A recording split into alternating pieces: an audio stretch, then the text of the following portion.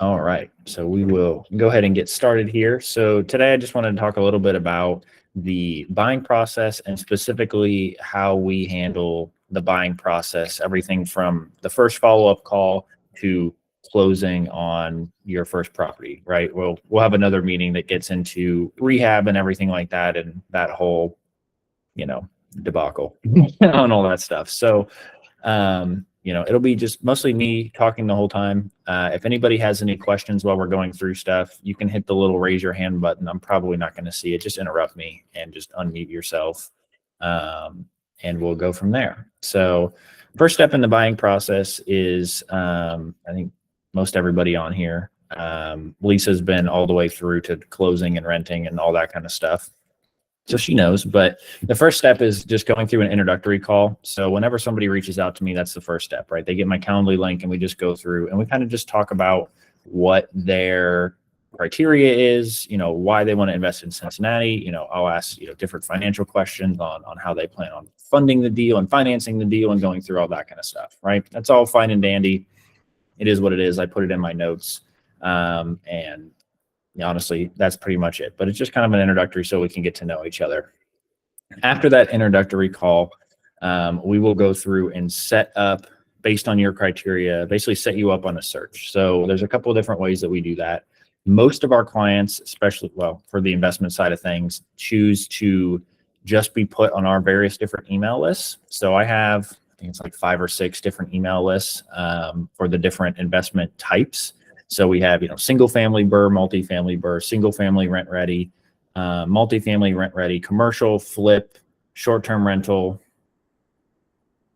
I think that's it. Yeah. So we have 7 different lists and I can add people to many different ones of those. So that when we see a property, whether it's on market or off market, you will be sent that based on what lists you decide to be on, based on your criteria, your investment type that you're actually looking for on there.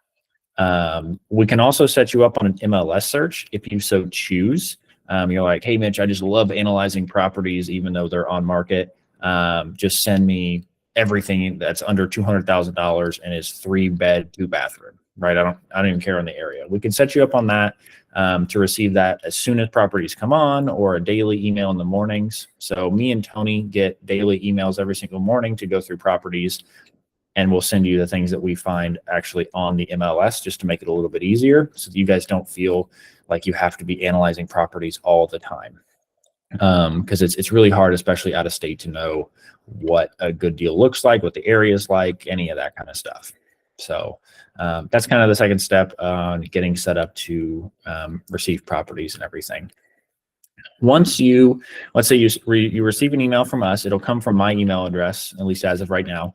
And it will have the numbers that you need, right? It'll have your ARV, it'll have what the list price is, it'll have what we believe based on pictures most of the time. Sometimes we have seen them already, but what your rehab estimate will be, some comps to support what we feel the ARV is like, and a rent estimate if it's obviously a rental property as opposed to a flip, right? It'll have all those numbers based on what we think, based on all the information that we currently have, right? That could be a ton of information. We've seen the property, we've been there, we're the ones that took the pictures, we know everything. Or it could just be a listing that ended up in our inbox that morning.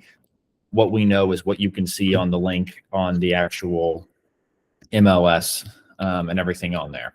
So once you receive that, you reach out to us and you go, hey, Mitch, I really like this property, right? That's all I need from you, is just to know that you're interested in it and any questions that you might have about it, right? And I might not be able to answer a lot of those questions. I'll do my best, whether that's calling the agent or the wholesaler or whoever it may be, right?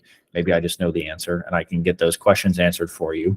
But then at that point, it's going to be your job to, kind of run your numbers, right? And hopefully you've run your numbers before you've reached out and been like, hey, I'm really interested in this, right? The numbers look good. I'm cool with this.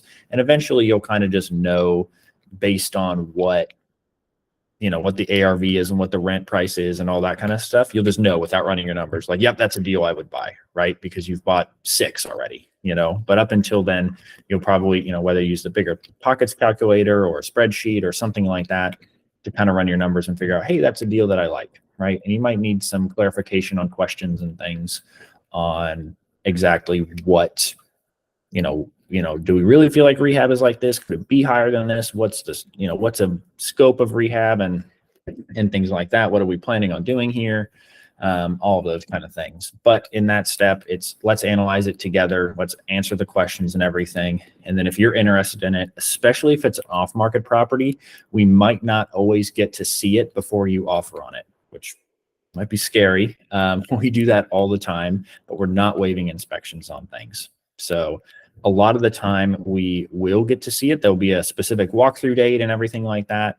But we'll be competing with a bunch of other buyers at that point, right? If we can get an offer in, that's a solid offer, especially with the wholesalers that we work with. If we show a lot of interest, they are more than likely to want to sell it to one of our clients rather than just some random person that their marketing team found or something like that, right?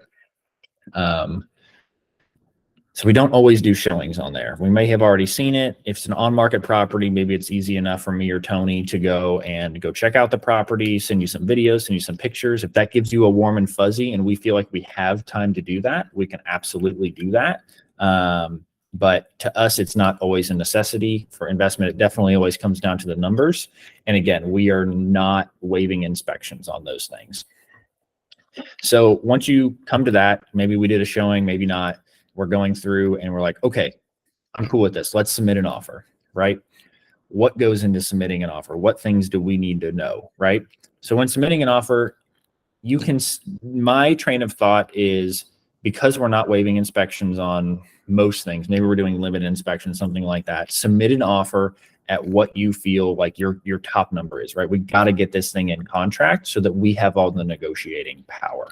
Once we get it in contract as the buyer, we have all the negotiating power because we're not competing with the 58 other buyers that are out there throwing in these cash offers and ridiculous numbers and things like that. Let's lock it up and then we can negotiate with the sellers, right? Based on real, actual, physical evidence from the inspection reports that we do, from the sewer scope, from the structural engineer, from the actual inspection report items and things like that.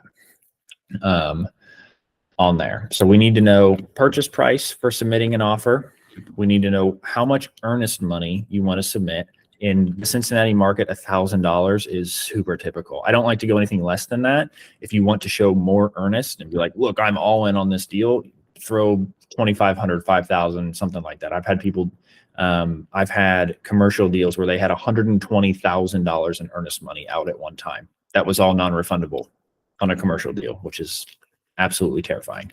I don't recommend that you do that, but that was up to them. So earnest money is something that I have never had a client lose earnest money as long as they back out for reasons within the contract. The way that you can get earnest money back in a contract is first and foremost inspections. That's the biggest one by far. If you're doing financing, if your financing falls through, or if your appraisal comes back low and the seller doesn't want to do anything, or you don't want to bring extra cash to close or something like that. Insurance is also something that a lot of people don't know, but you actually have 14 days from the time you get in contract to get insurance on the property. And if you, for whatever reason, cannot insure the property or insurance comes back way more expensive than you think it is, you can actually back out of the contract and get your earnest money back based on insurance. So anything besides those things is going to be probably an argument between us and the actual seller, the seller's agent or the wholesaler, whoever it may be, right? And then be like, you're not backing out based on the contract. I want my earnest money, right? That's kind of what earnest money is for. But as long as we keep good track of those items, we can back out and get our earnest money, no problem. Like I said, I've never had a client lose their earnest money for something stupid like that. I've had one just because they had to back out. They were through all their stuff. Their funding fell through with a partner and stuff like that. And they're like, they knew that they had to give up their 5,000 earnest money, right? It's like, crap, we just lost all the cash we had to close on this property, and we have to back out on it. And stuff like that happens. It is what it is, right? Generally, we will also need to know closing date on there. So cash, we can close in typically 7 to 14 days.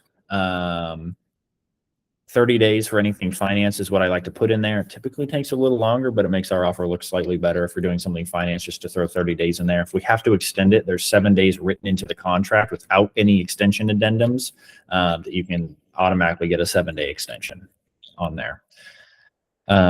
We will also need to know what type of financing you're doing, whether it's cash. The also is a box if you're owner occupying or rental. And whenever you go to make an offer, I'll obviously ask you all these questions, or I'll know them for you, right? Or you can just tell me, Mitch, just do what you want, right? Do the standard thing. I'm mostly concerned about purchase price and our inspection time, right? So we also need to know inspection time. I typically do anywhere from 5 to 10 days. Obviously, the less time a property is off the market, the better it looks to a seller. So we'll do, let's say most competitive would be 5 days inspection time, and then a day to the seller to think about it, and then a day for us to then look at their rebuttal and everything like that as well. So those are kind of the main things that we'll do in a contract and everything. Does anybody have any questions about offers and contracts or anything we've talked about so far?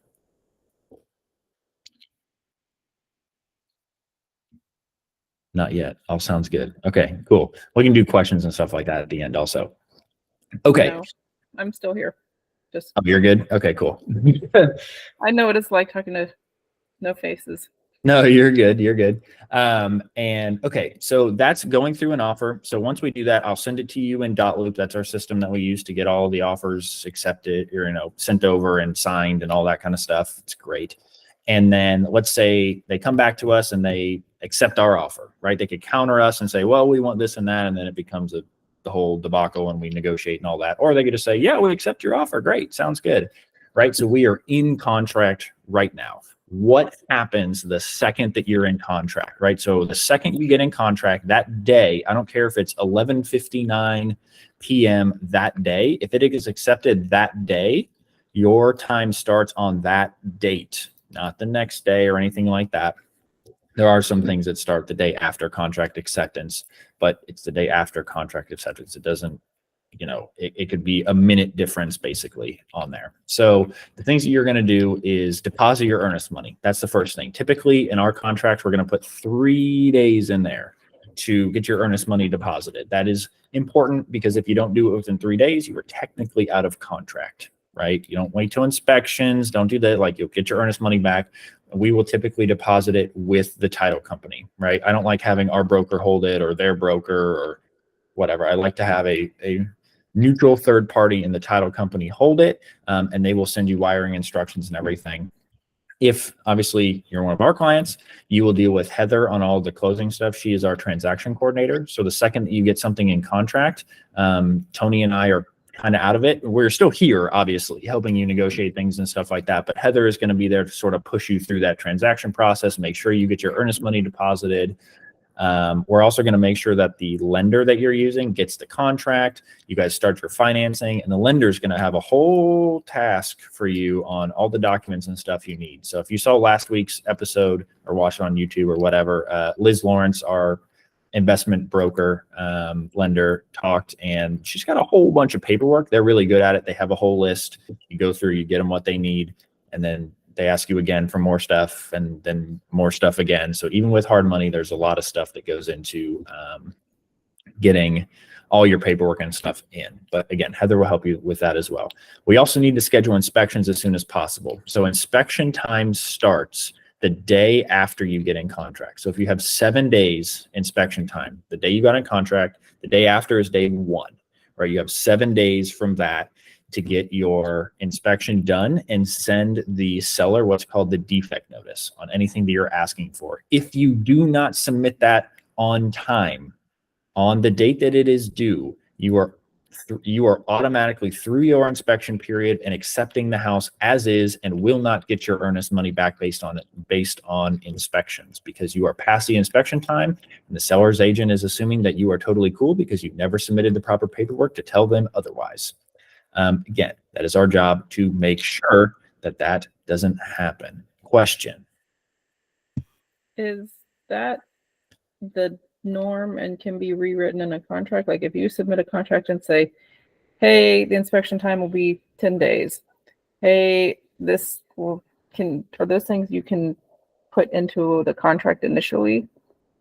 You can change. So the board contract, you cannot change any of the wording or anything like that that is in there.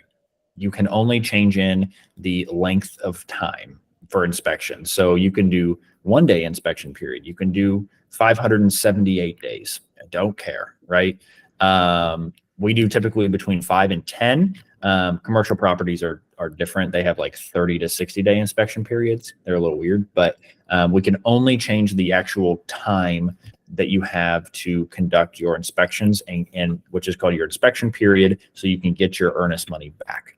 If you don't submit the proper paperwork within that inspection time, you are automatically done with your inspection and it's over. You don't get your earnest money back. You're through inspections. You better find some other way to get your earnest money back, right?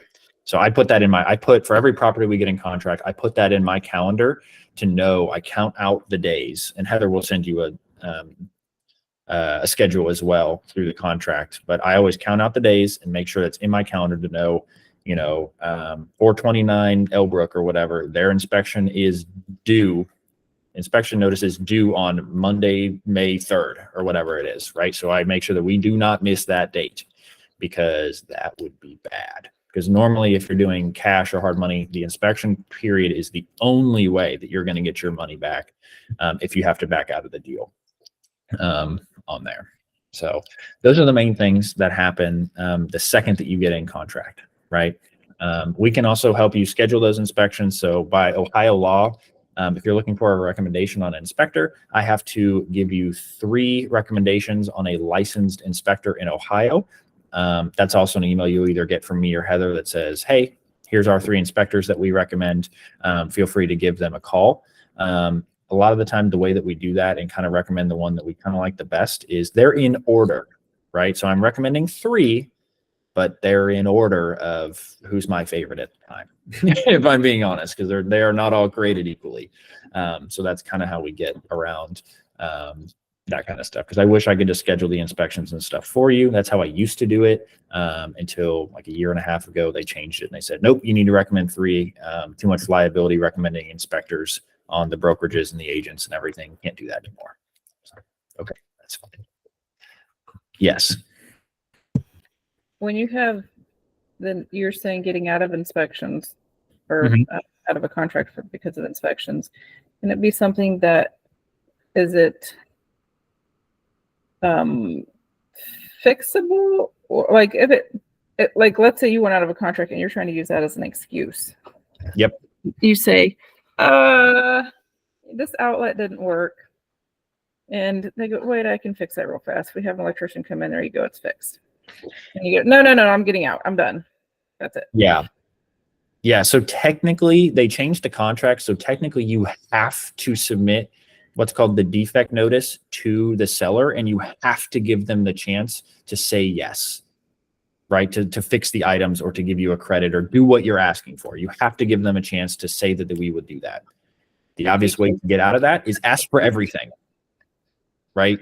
Is submit a defect notice where you ask them for $900,000 off the purchase price, right? And they're going to be like, well, no, I'm not going to say yes. Because if they say no, then we can get out, right?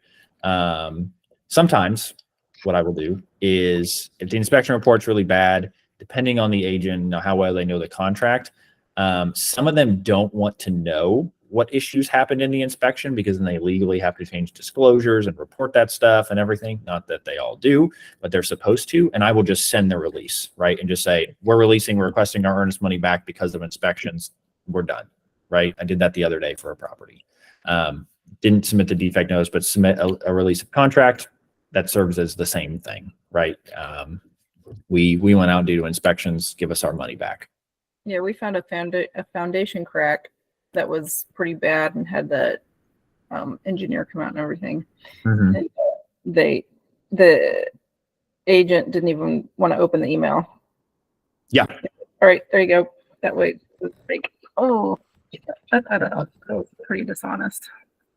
Yeah, there's some of them like, no, I don't want to hear. Don't tell me, because then I have to disclose it to any new buyers that come out legally. Again, 99. You in the subject line.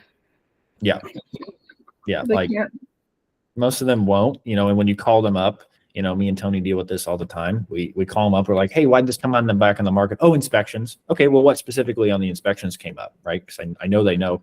Oh, it was just inspection. They just asked for a bunch of crap. It was just ridiculous. There's nothing wrong with this property. And that's what we get all the time, right? And then you go in and do your own inspections and spend your own money, and you realize the house is falling down. It's like, $300, $400, $1,000 later. Yeah, typical inspection costs, depending on if you're doing a regular inspection, that's about 450 to, I mean, shoot, if you're doing multifamily, it's a lot more expensive, but up to maybe $650, $800, something like that. If you're doing like, you have to get some professional in to do a further inspection, a sewer line or a foundation or a sewer scope is $350. Right. I always love doing sewer scope. That's the one thing I can do without. If we're doing rehab to the property, I can do without the little ticky-tack inspection reports and stuff like that, right? We already know. I can see it, right? We're gonna fix all that stuff anyways. But give me a sewer scope because I don't have X-ray vision. And if we have concerns about structural, let's walk it with our structural engineer, right? Our structural engineer will walk it for $250. You literally pay him on Venmo. It's a verbal thing. I'll go out there. I'll talk to him. Record it if you want us to, right? And he can give us our opinion on what the structure is like and everything on there. So those are typically the inspections I recommend. You can do, termite and stuff is like $75 or something. We don't typically do radon tests except for depending on what area you're buying in and everything. And, lead, water, and there's a million different things that they try to make money on all this stuff. For an investment property, for me, I do a sewer scope and a structural. If I'm basically going to gut the whole property anyways, I don't need an inspection report to do any of that stuff, right? I'm still going to have my inspection time, but I don't necessarily need to do a full inspection report. And that's also a good way to submit a stronger offer, is basically saying, hey, I'm going to do a limited inspection, right? I'm just going to do a sewer scope and have my structural engineer walk it, right? That's it, right? And then they know that you can only negotiate on those things. If there's something wrong with the sewer or there's something wrong with the structure, you only got 2 things to negotiate on, not 742 that the inspector submitted on his list, right? And you're more likely to get a contract that way. Okay. So then post-inspection, like I said, we submit the defect notice and everything. Let's just say, normally I'm not going to ask the seller to fix things because they're going to do it cheap and they're going to do it wrong, right? And we're probably going to do rehab to these properties anyways. I'm going to ask for credits.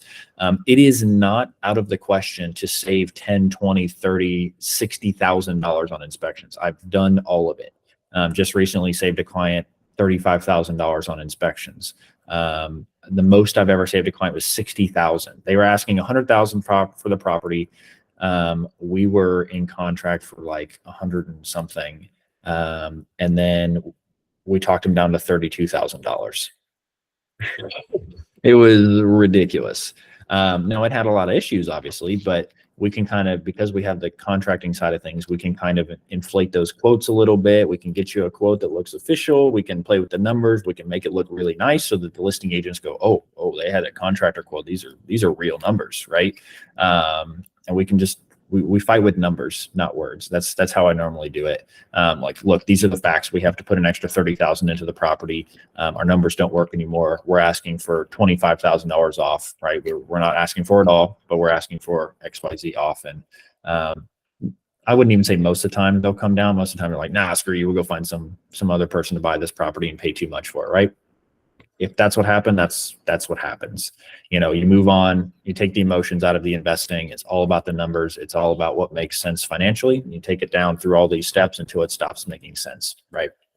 So after your inspections, you'll go through, and if you have a lender that's doing an appraisal, that will typically happen then. And it's kind of just smooth cruising after that. Once you're through inspections, just doing all the financing stuff, title stuff, getting everything closed. Then you'll get your clear to close, and you're good to go. So like I said, the only other thing that happens is appraisal. And if you're doing hard money, that's typically like a base time appraisal. I normally do those. Tony's done those for us. Shoot, I've even had sellers do it before. I don't typically like that very much, but you just walk through on FaceTime with this appraiser who's sitting at his desk, and he takes pictures while you walk through it, and then they give you an ARV, and that's what your loan is based off of. So pretty easy. Or obviously if you're financing something or owner occupied, you're going to go through the full appraisal process, which typically costs between $400 to $500, $400 to $600 typically, for an appraisal. And somebody's going to send it out there. They're going to pull comps. They're going to do their whole report. It's going to come back low and it's going to be annoying. That's what we're seeing a lot of right now. is appraisers thinking that the sky is falling and things coming back lower, right? So I have a listing, we're in contract for 190,000. It just came back at 169 as the appraised value. So we're rebuttaling it. We're switching lenders. We're doing this. We're doing that. We're doing everything that we can to make sure that we can still get this closed. Worst case scenario, when something appraises low, the seller can either come down to that appraised price.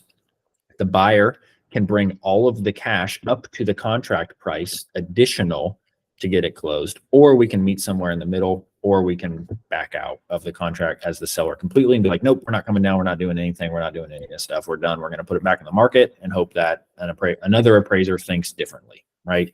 We'll evaluate that depending on the property you're looking at or selling or whatever's happening, right? Like I said, once the appraisal is through, we'll get the clear to close, and we can typically close within like 2 days after that. If you're out of state, which I know some of you guys are on here, we'll send a notary out to you. If it's cash, we can close virtually, and all you have to do is sign like 2 pieces of paper. Super easy. You get your wire transferred from your bank to the title company in that as well, and it's all kind of just a smooth process. Again, Heather will be the one on our team who is coordinating all of that stuff to make sure you got your wire transfer information. You'll be in contact with the title company who's scheduling the notary or sending you the documents and everything. Pretty simple there.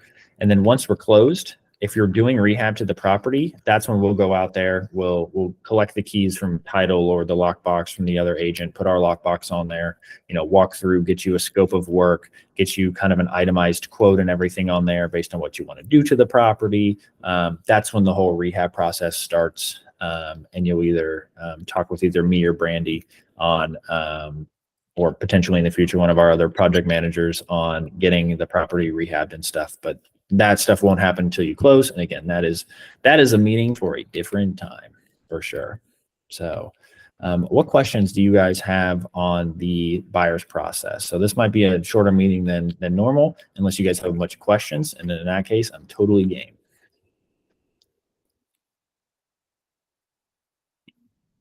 Basic question, but even though you do wholesale, you still have to do inspection? Yeah, even if it's with a wholesaler, I will still do an inspection. And my wholesalers that I deal with know that my clients will always do an inspection. They know that I don't waive inspections, especially if I haven't seen it. Now, if I've seen the property, I've walked it, and I'm like, no, you are good here. If you are confident in this as well, let's do a limited inspection, or let's waive it. I can maybe count on one hand the number of times I waive an inspection. But even with wholesale properties, we are doing inspections, and my wholesalers know that, and we know how to work around that. Thank you. Yeah, no problem.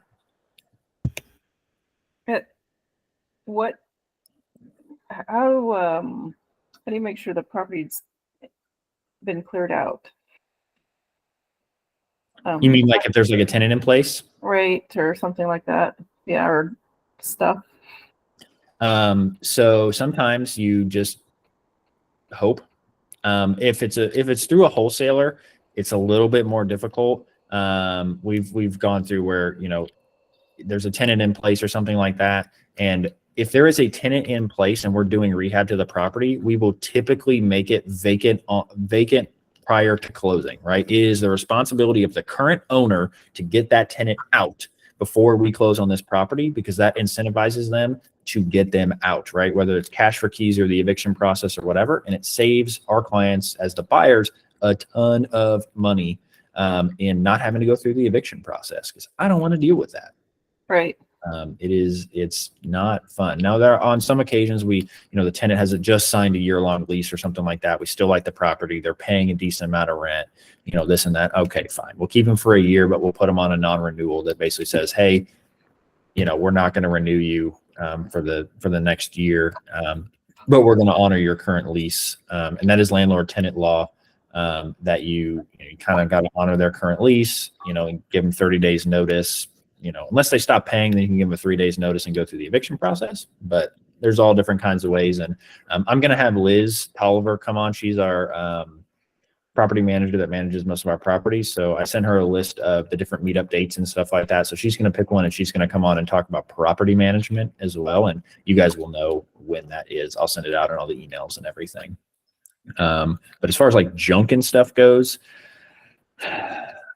if it's a listed property on the MLS, it's in the contract. They have to deliver it, like reasonable. And you can easily take them to small claims court and be like, look, they left all their garbage behind. I want $6,000 because I have to get this stuff cleaned out and everything like that. It's really not that hard to, take it to small claims court, represent yourself. I have a contract right here. These are the pictures of the property. They didn't clean it out and everything. I'm requesting, blah, blah, blah money from them. Gimme, right? Most of the time it's not worth doing that though. We're going to do demo anyways or something like that. Who cares, right? Great. They left a bunch of stuff behind. We'll just, it costs us slightly more money and a little bit more time to just throw it all in the dumpster, right? And just get rid of it. We had a tenant once leave apparently they're like welding, and they left this larger than human robot thing in the backyard. It was very interesting, but you couldn't move it. Interesting. Get some grinders and all sorts of other things to take it apart. It was quite the task. That is interesting. That I have not heard of before. Yeah. Throw it up on Facebook Marketplace as an art installation, pick up yourself and get it out of here. I'll pay you $1 to take it away. Yeah, exactly. And if you have to go through the eviction process and stuff like that too, I actually just did this last week, where we had to schedule with the bailiff to come out. 3 of them came out. They cleared the house. She had already left, but she had left a bunch of stuff not a bunch. We actually got kind of lucky, but a bunch of trash and stuff in there. She actually egged the entire house on the inside in multiple places. And she dumped an entire can of garlic in our brand new stove that we had just put in, and we never received a dime of rent or security deposit from her. And it took 2 months to get her out. Nice. Yeah. So put a dead animal in there, I guess, or she could have put a chicken in there. Right. We checked all the drains and make sure they were all clogged. She didn't damage anything. It was still in great shape. We didn't have to do anything. And he's getting it re-rented again right now. So there you go.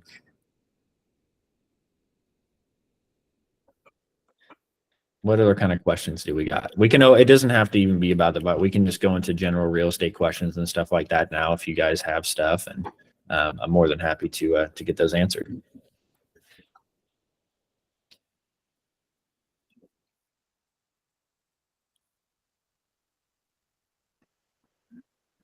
Mitch, I would like to start wholesaling. Like I don't mind door knocking stuff. Mm-hmm. And I'm trying to find a lease, but how would you recommend? What would be the best way? And of course, I'd like to ask you to represent my, the buyer and seller's agent, but I would like to do that, the wholesaling. So yeah. Any advice? Yeah, and wholesaling is definitely the best way to find the best deals, right? You are finding the deals yourself. You're negotiating them yourself. You're not paying anybody else a wholesale fee, right? If you're going to purchase them yourself, it's the best way to find deals, hands down, right? If you're looking on the MLS, it's good. There's no margin there. If you're buying it from a wholesaler, they're eating up all the margin with their fees a lot of the time. Better than the MLS, right? But if you can do it yourself, even better. I am by no means a wholesale expert. But I do deal with and represent quite a few different wholesalers. If you do start wholesaling and you do want to sell off property, send it to me. I'll send it to my list and we can sell it to some of our clients who are not wholesaling themselves. More than happy to do that. But a lot of our wholesalers, it depends on if you're local, if you're out of state, that kind of stuff. I'm not a huge fan of like the text message campaigns because people are getting like 1 million texts a day. Like I know Tony specifically gets like 10 wholesale text messages like per day because of where he lives and all that kind of stuff. And it gets just super annoying, right, Tony? It is so crazy. We were at lunch one day and I was telling Mitch, oh yeah, I get them all the time. While we were at lunch, I got 3. Yeah. Yeah. Not a big fan. The more personal you can be, the better for sure. So I'm a huge fan of, it's easier if you're local, but obviously like door knocking, driving for dollars, like literally leaving like handwritten notes, and they don't have to be handwritten. They just have to look handwritten. You can write one note in handwriting that is handwritten and looks legible and then copy it and scan it like 9,000 times. Right. And then send out those mailers to various different people and pull lists. There's batch leads and list source and this and that. And I don't know about a whole lot of those things. It's why I have wholesalers who do all this stuff for me because I don't have time to do all that. But I'm a big fan of make it as personal as possible. And, you know, I like the wholesalers who specialize in like one area, right? So I have a wholesaler who specializes like just in the Evanston area, right? Like that's like almost all he does, like 80+% of his properties, not all of them, but like 80+% of them are in Evanston, right? He knows that like the back of his hand. He knows the houses that he wants. He knows what the comps are. He knows all that. He knows what he can offer right there on the spot, right? And I have a wholesaler who uses, you know, formulas based on the Zillow Zestimate, right? They're offering like 50 to 75% of the Zestimate on a property to see if they bite, and kind of those blind offers, right? That's like, hey, I'll give you $40,000 for your property, right? They get a lot of responses from those because you're throwing out a real number, right? Now you're kind of taking a hit or miss, and you might be really low or you might be really high, but that's when you kind of have to explain to them and negotiate with them and figure all that kind of stuff out and go from there. What other kind of questions? Do you have any like specific questions on wholesaling or anything like that you're kind of running into? I don't know. I'm very motivated to door knocking, but I don't know which house I should door knock in. Yeah. Are you local to Cincinnati? Yeah. I'm in Cincinnati right now. Okay, perfect. Okay, so this helps me a lot. So pick a neighborhood, right? Be like, I really like the numbers in Norwood, right? Or I really like the numbers. Yeah, I love Norwood. Yes. Okay. Let's use Norwood as the example, right? I have another client who really likes Norwood as well, and he's kind of doing the same thing, right? Go to Norwood and go drive up and down the streets and either write down the addresses of the houses you're like, oh, that doesn't look so good. And in Norwood, there's a lot that you're like, yeah, that doesn't look so good, right? Or if you legally cannot put anything in their mailbox, so don't do that. But you can go knock on their door, or you can throw a slip in their front door, you know, a letter or something like that looks handwritten. It's got your picture on there. It's got your signature. You know, they can put a face with a name, and you're a real person, right? And especially if you're like, hey, I'm an investor as well. I'm looking to purchase these properties for myself. That's kind of how you have to come, even if you are going to wholesale it, right? They don't really ever know. And it can make quite a big difference. If you're like, no, I'm looking for properties for myself. I really liked your house. You know, you guys interested in selling, right? I can close this in cash. I can close it within 30 days, whatever terms you negotiate and everything on there. But pick a neighborhood and know it like the back of your hand. That is the best way to start doing that. And again, be as personable as possible. I see. Okay. So any house that looks like, I don't know, any house, like literally any house. You'll be able to tell. You'll be able to tell which doors you should knock on. Don't knock on the ones where the landscaping is nice and it's just freshly painted and this and that. You knock on the scariest houses in the neighborhood that look like they're maybe about to fall down, or does anybody even live in here, or they haven't cut their grass in 4 years. That's the people who can't afford to own their house anymore, and they're probably looking to get out. Now, you can pull lists and stuff like that. The people who are on those lists and easy to find are getting mailers and text messages and stuff like that all the time, right? If you are local, go knock on the doors, because you're probably going to find deals that all these out-of-state wholesalers and stuff are not going to find. Everybody has access to those list source lists and the batch lists, and if you think otherwise, yeah, you're wrong. Everybody's looking at the same doors, and there's nothing that makes you special from another wholesaler to those sellers besides price, right?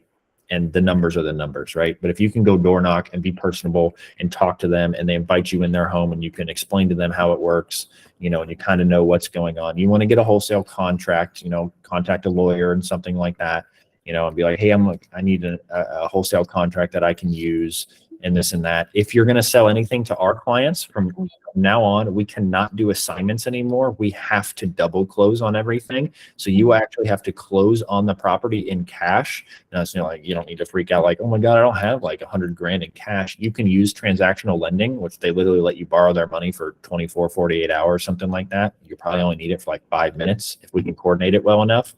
You know, for a fee, you know, it's typically a 1% of the purchase price in a fee on there to double close it, and then our client will come in and buy it right from you, so that money is really never gone, and you're using somebody else's money anyways. But my brokerage is now requiring that we double close everything. We can no longer do assignments, which kind of sucks, but from a legal standpoint, it does protect us, the brokerage, and our clients as well.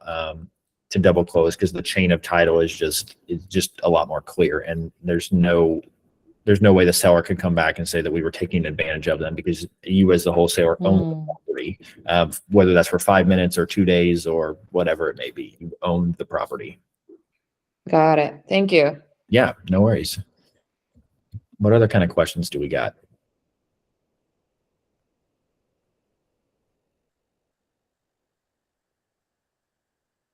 Or I'm about to start calling on people. No.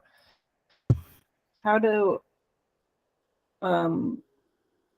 little beginner people compete with cash buying and cash unseen and things like that? So there's a couple different ways. You can find, you're local, so you can find your own deals, right? And you're not competing with anybody. You're competing with the seller at that point, right? You're not competing with any other buyers because nobody knows about it, right? Be your own wholesaler, be your own deal finder, do it, right? And go find your own deals. That's the best way to get the best deal by far. And we'll have another meeting on a little bit more in depth on, maybe I'll have one of my wholesalers come on and just talk a little bit about maybe how they do it, if they're willing to do that. They probably would be. But find your own deals for sure. If you're looking at deals through us, you have to be good at running your numbers and knowing your margins and being able to offer maybe above and beyond what some other people might offer, or just taking less margin or whatever. The most important thing is that you just get started. Real estate is a long-term game. Don't wait to buy real estate and wait. Right? So like your numbers are not going to look good right now. Interest rates are like 6.5%, 7.5%, 8.5%, right? Depending on what loan type you are and everything. It sucks right now, right? It's not great. Your numbers can still work okay, but prices have not come down enough, right? But in 30 years from now, you're not going to care, and you're going to wish that you bought everything you ever analyzed ever. Right? That's how I see it. You just have to make sure that you have enough cash flow and you have enough reserves, or you make enough money at your W-2 or whatever it is to cover any expenses that might come up with that property. Cash flow is an insurance policy, not a way to get out of your W-2. I don't know anybody who makes enough cash flow in the first 3 years of owning properties to quit their job. If they tell you that, they're lying, and they did it because they could refinance properties that have appreciated over those 3 years, especially the last 3 years, and pulled a ton of money out to go buy even more properties or just to pay themselves. Because most properties right now, maybe you get up $100 a unit or something like that. $100, whether that's single family, duplex, whatever it is. I think the best thing right now is single family, truthfully. You can just make more money that way, but you have to be willing to know your numbers, and you have to be willing to act more quickly than everybody else and more decisively, which is really hard because you're new, right? And you're like, oh my God, I don't know. That's why we're here to help you and make sure that you don't do something stupid, right? That is our job, is to represent you as your agents, and on the contracting side, if you choose to do that as well, make sure that you're going to be okay.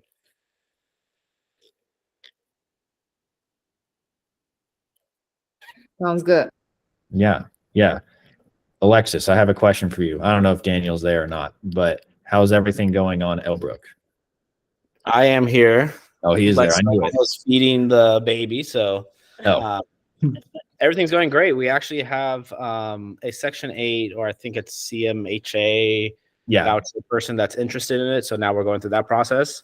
Okay. And then I'm also going through the process of doing refinance on it. So just trying to get all the numbers. Contacted Liz's team for that after last week's call, and then my other lender that I've used for another rental property I have. So just trying to compare and make sure that the numbers make sense, because interest rates, like you said, are ridiculous right now. I mean, we did a house early, I was thinking it was January 21, and it was at 4.25, and now I'm looking at 8.375. So it's you're at 8.375. Yeah, for a DSCR.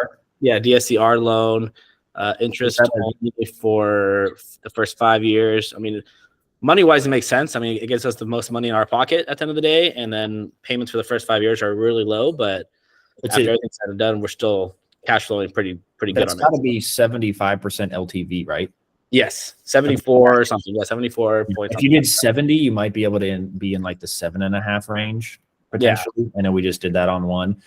With you guys buying cash as well, there is no seasoning period for you. You could go and finance conventional if you wanted to. Yeah, conventional would be a way of doing it too. The numbers on that was like a 7.125. It just wouldn't put. It's about like I think $13,000 less back at closing to us. Okay. The payment's only about $170 a month difference. Gotcha. And they haven't done the appraisal yet or anything, right? They have not done it. I think it is scheduled. I think they just scheduled, or they're going to schedule it today, I think, or tomorrow. But yeah, it's in the works right now. So cool. Yeah, keep me updated on that stuff as well. And what did you guys end up getting, or what do you guys think you're going to be able to get for rent, Section 8 on that? So right now they have it listed at $1940. Nice. That I talked to Liz the other day. She told me it was like 19 something. I couldn't remember the exact one. So 1940. So I mean, they submitted it. And I guess this is our first Section 8, kind of go about. So I guess the process is that they submit it, they either approve it or they deny it, and then they come back with a different number, and then we approve that number, and then we kind of move forward from there. But at this point, the rental numbers, even if it's $100 less or $200 less, we're still cash flow at the end of the day, and we get basically all our money back that we put into it. So it was a good deal. So yeah, no, it's definitely a good deal. Yeah, and I know somebody asked about how to get started, and honestly, it's really about the numbers. Like I'm more number driven, and like Alexis is more, wants to make sure that the house is like nice and pretty and this and that. I'm like, I've never been to Cincinnati, and I don't care if the house is pink. If Mitch tells me that that's what rents in Cincinnati, then I'm gonna trust Mitch, and paint the house pink, or if it's a 3-1 bath, and it can rent for. So it's just kind of trusting your professionals, your team. And as long as the numbers make sense. So yeah. Can I talk about your numbers? Yeah. Okay. So they bought a property kind of on the edge of the Incline District, which is an area that we like on Elberon, and actually 429 Elberon. And they bought it from a wholesaler, from one of my wholesalers. I believe that they were advertising it at $115,000 as the contract price for the wholesalers. I think you guys ended up offering $122,000 because you offered your numbers. You guys are cash buyers, right? So you could close cash. After that offer, I had like 7 clients who were interested in it. They didn't even look at any other offers. You guys were extremely quick. You were above asking. They just said, "Yep, cool, let's do that." Right. They didn't waive their inspection. We had an inspection. We saw what was going on there, right? So you guys closed on it. We saved $2,000 off inspections. They closed at $120,000, which is great. And then, what was your final? How much did you guys end up actually putting in there on rehab and stuff? It was just a tick under 16,000. So I think it was like 15.7, 15.8 or something like that. Oh, nice. That's way less than I expected. So, and I was there multiple times. They did a lot of stuff there. And it's a pretty big house too. It's like 1,600 square feet. So it was all paint, bathrooms and stuff like that. So it was. Yeah, it's like a 5-bedroom, 2 full bathroom. Like I know you guys market as a 4-bedroom with a bonus space or whatever it is, right? You don't really 5-bedroom Section 8. That's a lot of people in there. What kind of things came back on the inspection that you were like, okay, I can deal with that. I can afford that. Here's how much to buy, adjust or ask to be adjusted for on the price and stuff, or the credits, And then what came back as that was more than we expected on that one, or we didn't see that coming, or, when you're in the middle of the rehab, it seems like there's always something that you're like, didn't see that wiring in there, or. Yeah. I think the biggest thing, obviously, I know for us is, like the foundation, structure, roofing, HVAC systems, and like windows. And I think those are primarily all decent or newer within the last, I think like 2017 was like the HVAC system. Yeah. And then roof was fairly new, and no major cracks or anything, in the walls. So the only thing that kind of surprised us was like the sewer, I guess. It had some scaling, right, Mitch? Some of that, like where it needed to be descaled and it needed to be jetted out and everything. So I think some of it was cast iron, some of it was this and that. It had corroded over time, this and that. So it just needed to be jetted, which is like an $800 ordeal or whatever it is, something like that. Is that kind of like an enema for your house? Yep, that's exactly what it is. That's the greatest way to put it. And then Brandy's team had they had like the plumber go out, and then they basically told us like, look, like it's actually pretty decent, so you can either do it now, or ride it out for the next, 4 to 6, 7 years probably, So we just decided just to ride it out, and kind of see how it goes, and we'll tackle at that point, make a little bit of cash on it, and then have that reserve and go from there. You guys chose to do a full inspection, right? So like there was probably a couple little things that we weren't really expecting, right? So yeah. I know when I submitted the defect notice, I was just like, the sewer was the only thing you really cared about. So I think I maybe threw some other little things in there, and I was like, we're going to ask for $2,000 off, right? That's more than we really need. Let's see what happens, right? Yeah. And they were, my guys, I knew what they were making on it, right? And they were like, yeah, cool, awesome, let's do it. And I was like, well, I think, it should ask for 3. Yeah. No, and I think for us, we worked on another deal with Mitch, back in, I think, October last year. We were putting offers in, and in the mix of everything, we had a baby. So it was just kind of like a slow time, but we were not wanting to get off of the bus. So then we started putting offers in, and we kept getting outbid. We were in escrow 1, had a bunch of problems. We tried to come back for, money after inspection. They said no. So when this one came up, we were just like, all right, let's just offer more than what they're asking, and kind of just, numbers still made sense for us, so we were like, all right, let's just do it. For the extra few grand that we were going to spend on it, like we would make that up on cash flow, or, so. Yeah. You guys crushed it on this one. Like I said, you bought it for 120, you put in, 16,000 or whatever it was. We're anticipating an ARV of probably somewhere. Yeah. Or 180, something like that. I have a listing that's pending right around the corner as well for 150, and it's only a 3-bed, 1-bath. Yeah. So literally around the corner from you guys. It was the first property we ever did that's for sale right now and pending. We had 10 offers on it. So hopefully the appraiser's like, oh, cool, this sounds great. And you guys have like 5 bedrooms and 2 full bathrooms. So I think 180 should definitely be there for you. And your rent is like $19.40 a month. Hopefully. I don't think it'll come back on that. I think that's more than fair for a house of that size. Right. That is a kick-ass deal right there. Like, don't expect those numbers on anything else, if I'm being honest. Yeah. That is a good deal. This is a Section 8 house? It is. Yep. And then, so it was Section 8 were you looking specifically for Section 8, or it just happened to be Section 8?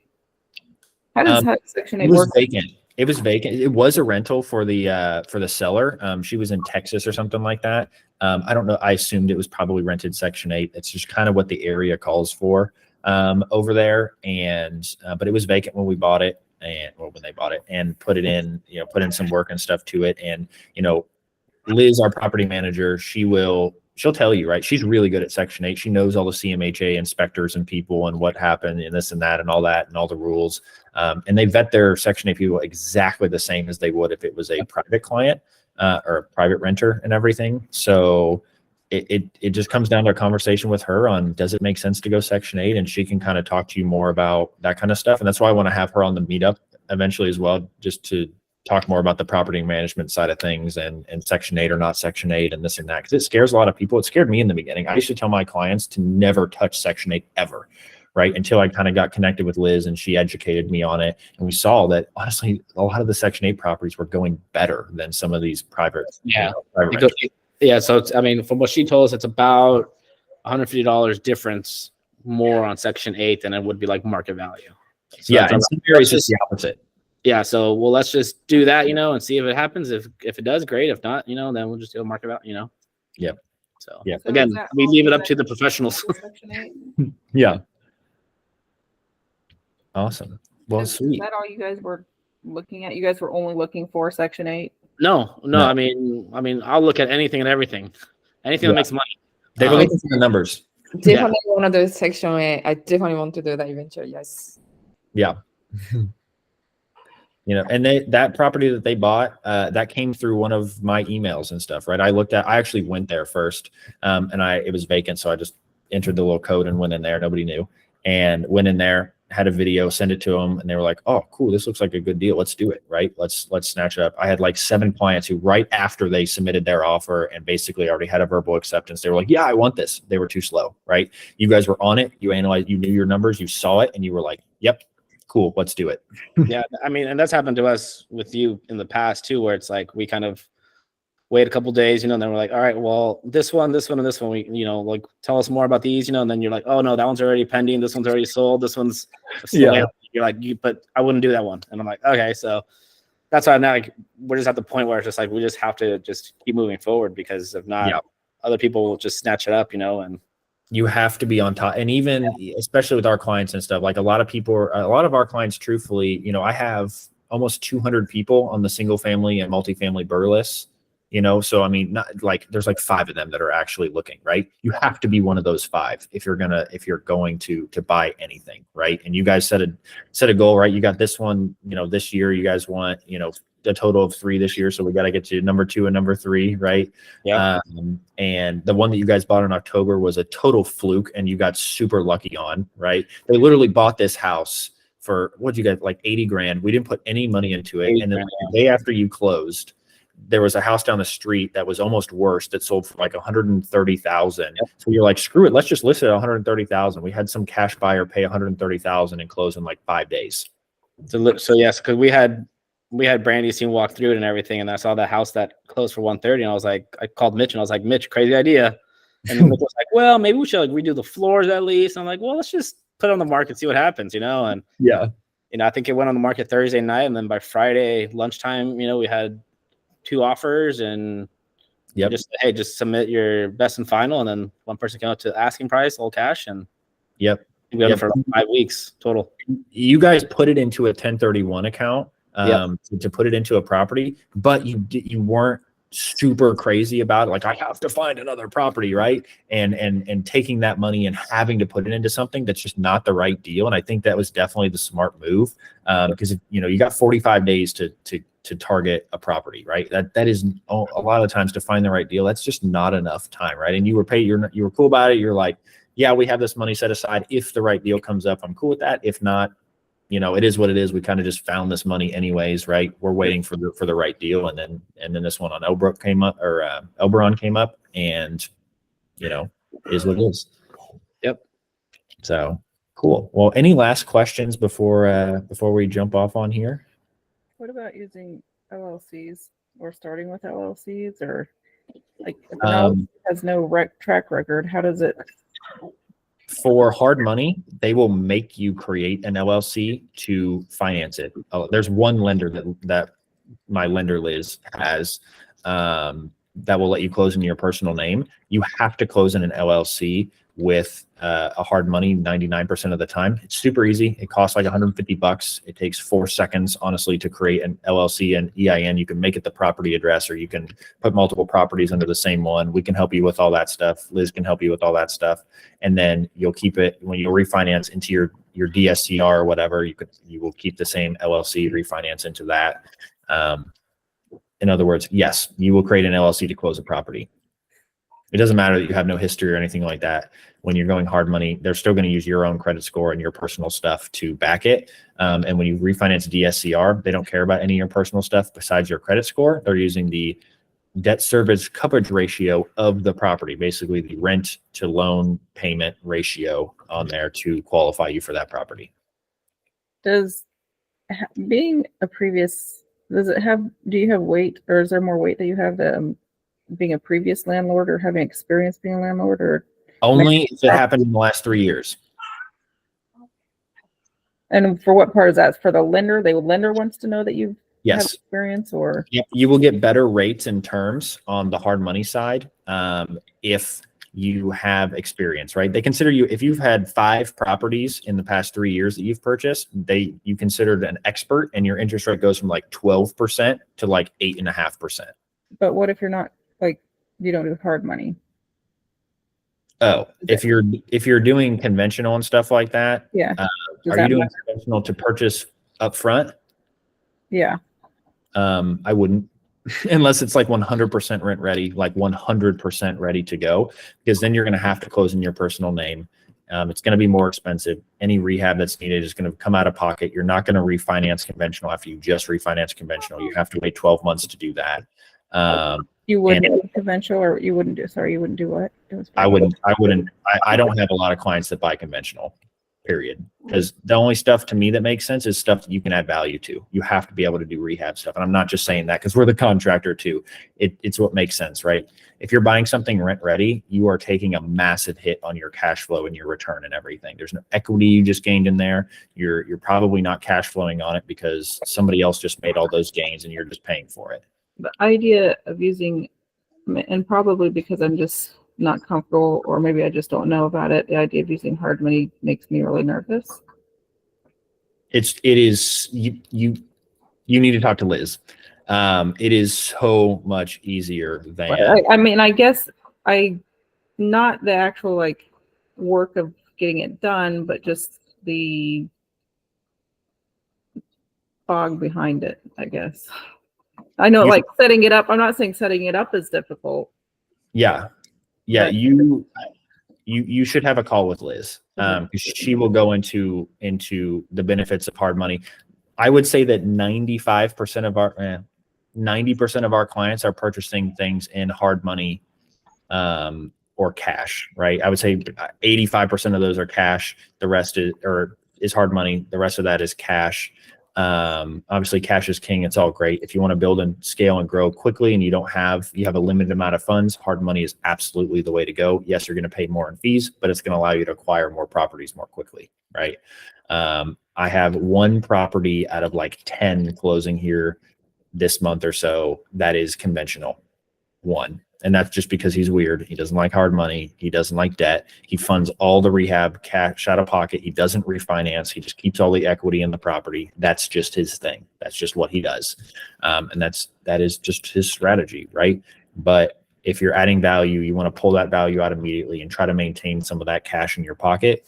Hard money is absolutely the way to go if cash is not an option. Now, Mitch, I have a question on hard money because we haven't done hard money yet. Yeah. How soon can you close on a deal with hard money? Liz has lenders that can close in as quickly as 14 days, just like cash. Yeah. 20 days will open it up to more lenders that she has. That's our typical is because that's what I would say is like kind of the benefit of using either cash or hard money, is that you can place your offer and do a quick close and maybe get even a better deal than doing like conventional where it's 30, 45 day close or whatever it is, so I know that's kind of helped us in the past where it's, somebody's asking, say 130, we put an offer for 120, all cash, close in 10 days, and they accept our offer versus somebody else's, Yep, exactly. And it takes the right type of seller as well, right? They have to be motivated to close sooner and take a $10,000 discount or something like that, right? But you guys got your property because you came in and closed in like 14 days and you were above asking. You did your inspections, whatever, who cares? My wholesalers expected that, right? But you were all cash, quick close, no appraisal. And, that was a no-brainer for them. I sent them your offer verbally. They said, yep, Mitch, send it up. We'll sign it right now. Right. Well, I don't even deal with any other offers. Right. Yeah. So it was easiest to do that. Right. And most our wholesalers, if you want an off-market deal, will not deal with conventional. I've done one. It was a nightmare to deal with doing it with wholesalers, and you're going to get beat out by everybody else. If you're not cash or hard money, you're not buying an off-market deal, period.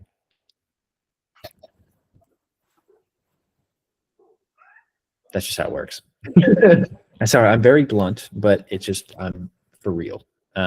You should talk to Liz about hard money and get some more information and stuff for her. If you need her contact information and everything, let me know, shoot me an email. I will send it to you.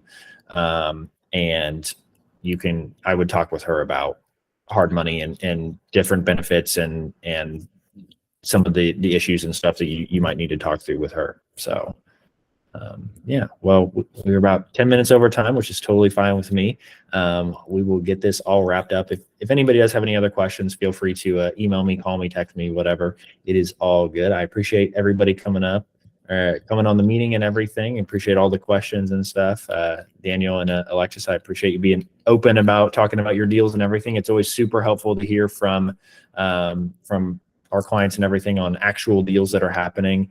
It's always great. So it's why I wanted to start this meetup and everything, but we are all good. And I will see you guys next time. Thank you so much. This is the best. Seriously. No problem. No problem. Thank you so much. Yeah. Awesome. Thanks, Mitch. Yep. See you guys. Have a good one. See you See next ya. week.